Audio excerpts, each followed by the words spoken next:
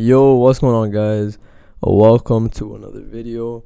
Today's video is just going to be a quick case study on GJ, what I see happening in the next week regarding GJ and stuff, yeah.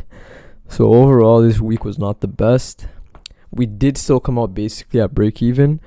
I'll make a different video on that, but yeah, the week wasn't that good.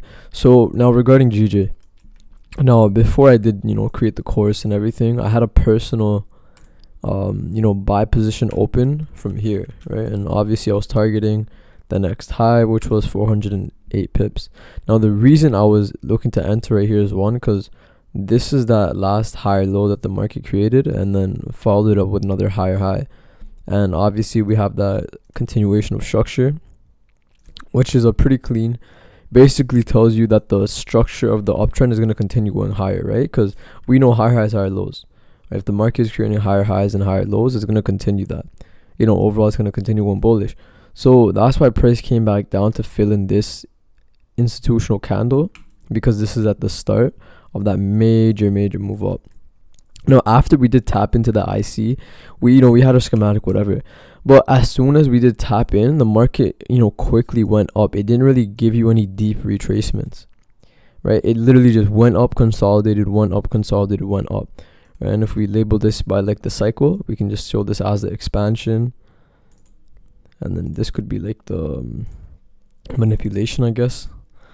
And then I hate doing this because it takes so much time, but yeah, you guys get the overall idea of like what I'm saying, right?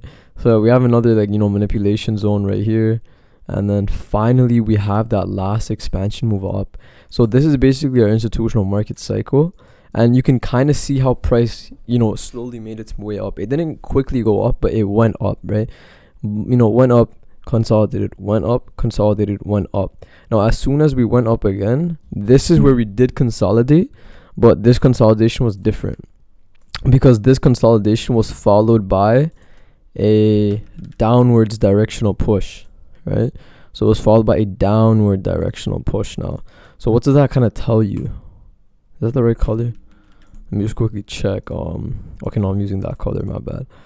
So I think it was this. No, it was like this. Yeah, there we go.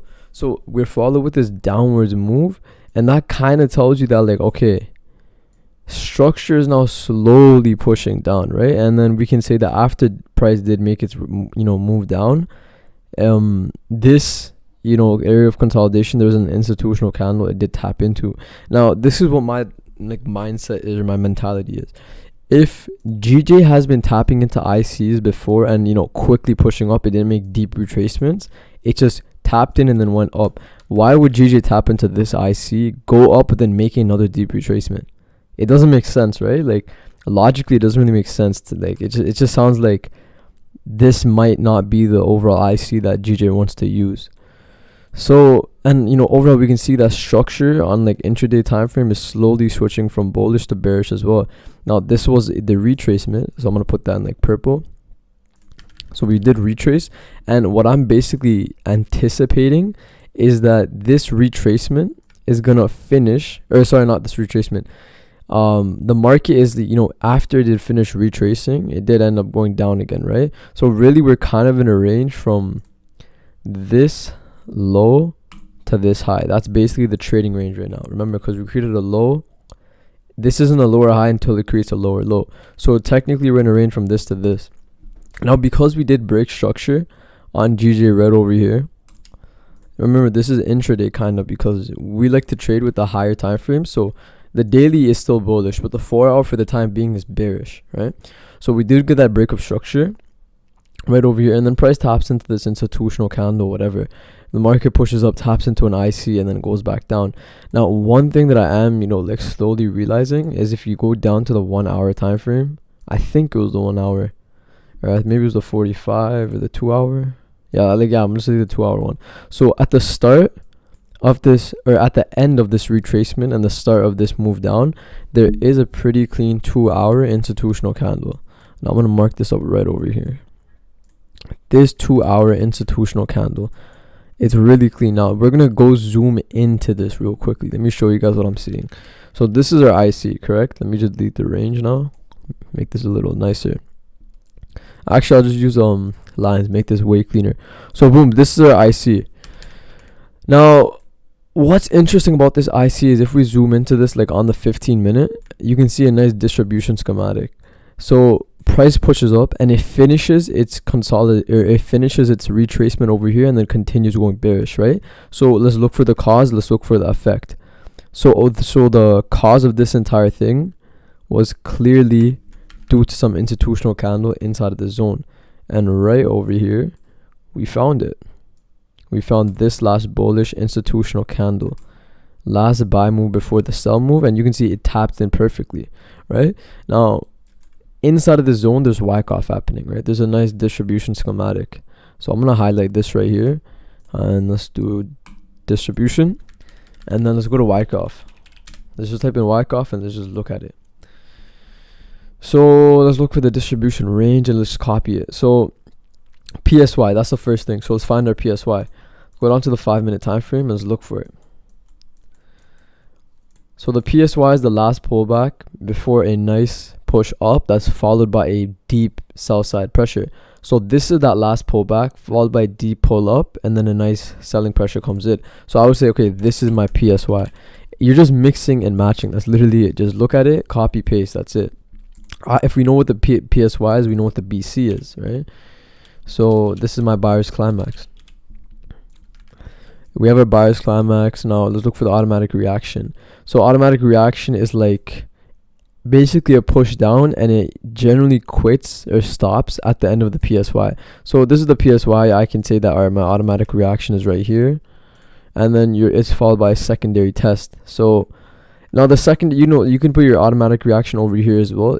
You won't ever 100% be, right with your Wyckoff. Like in the idea of placements, like wherever you place these terms, you're not always going to be right about it, but as long as you get the general idea of what's happening, it's okay. So you have your automatic reaction. I'll say, okay, this is my ST, my secondary test, right? Now, after the secondary test, you're followed by a sign of weakness. And we didn't get it right away, but instead we have a upper thrust because this move up closed above the buyer's climax. Just like over here, the UT closes above the buyer's climax. So this is my UT. UT, boom. Right, this is really simple. I'm trying to make this simple as possible. Remember, all I'm doing is I'm just copying and pasting. That's it. It's just copy paste. That's literally all it is. We have our UT, and then after the UT, you're supposed to have a UTAD, but we didn't get that, right? And that's normal. That's fine. But after the UT, we got a sign of weakness right over here. The sign of weakness is basically this. So let me quickly break this down. When you do see Wyckoff happening and you see, SOW, let's assume this is our, distribution range or whatever, right? So you see this area of consolidation. Now, what you're also going to see is this little bullish uptrend forming, right? You see these higher highs, higher lows. As soon as one of these higher highs, higher lows get broken, that's technically considered a sign of weakness. So for example, like this, I would say, okay, price broke past this right over here. This is my sign of weakness, something like that. So in this case, you can see we have higher highs, higher lows. So for example, high, higher low, higher high, and then boom. We broke past this automatic rally or reaction, whatever you want to call it. So that's your sign of weakness. Now, BIS, that's basically sign of weakness. I'm just looking at this over here. Okay. So now when we do see, the sign of weakness, usually you're supposed to see a U-tab, but in this case it didn't happen, but that's fine. Instead, what price did is it just, consolidated for a bit. And then after the consolidation, it sold off. It broke out. It broke out of the range, broke out of the Wyckoff range distribution, and it started selling off. Now, like I said in my previous videos about Wyckoff, we're looking to get in on the LPS. Remember the last point of, I think supply it is for this one. Yeah, last point of supply. So the last point of supply is basically that last pullback before the continuation down that broke out, right?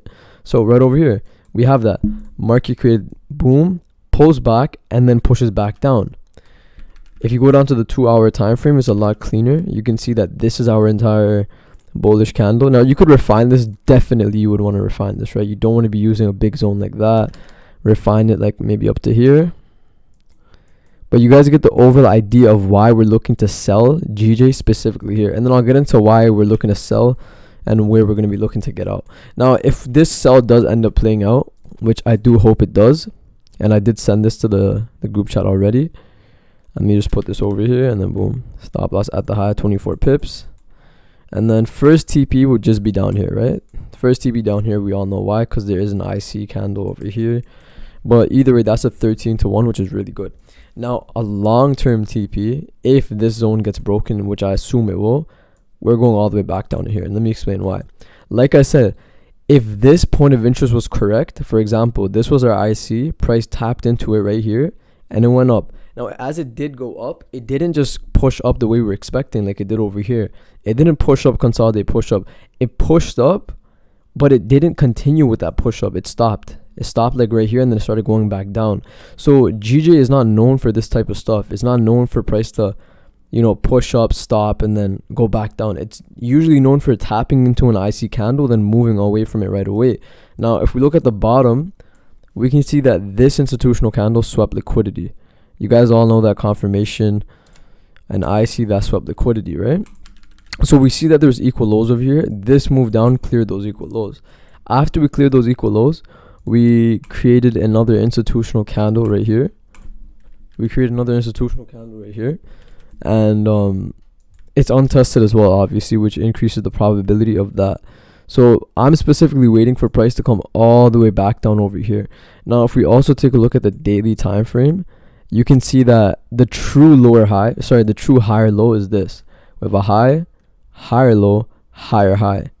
So we can see that from, you know, from a really, really positional swing trade perspective. Just look at this, right?